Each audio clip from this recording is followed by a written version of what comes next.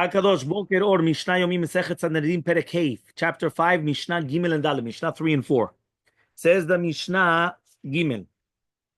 Okay, we just learned in the previous Mishnah that if witnesses give contradictory answers, so therefore it's going to be invalid.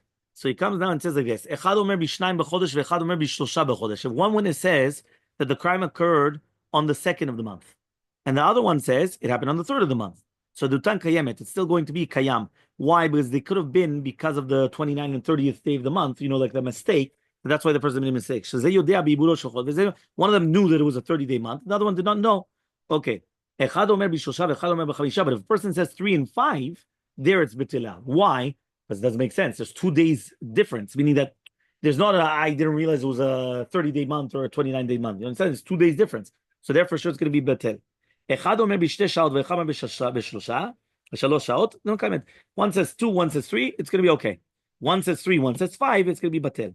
Rabbi Yehuda Omer, no, it's still going to be okay. That means what to do with hours, you could get confused with 2 hours. You can't get confused to 2 different days. But 2 hours, yes, you could get confused.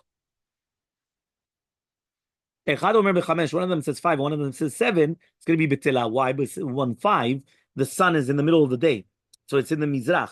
On the 7, it's already in the west, meaning that if it's too close to nighttime, there you don't get confused. Because if it's going to be 2 o'clock and 4 o'clock, it's almost the same thing, especially the olden days that they didn't have clocks, like they didn't have watches.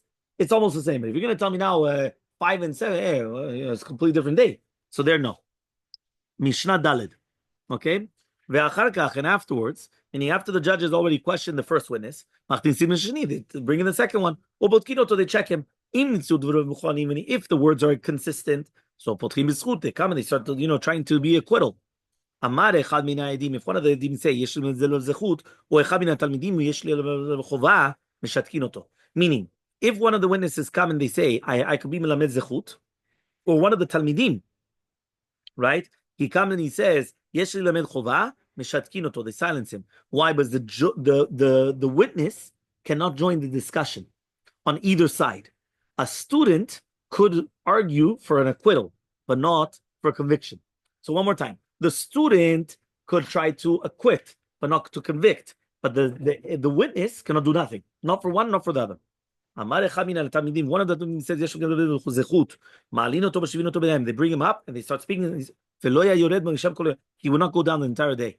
If there was something to Shomino, they listen to him. And even if he says,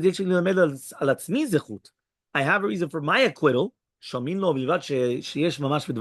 listen to him. As long as there's something to his words, meaning as long as there's something bemet that what he's saying, we're going to listen to him.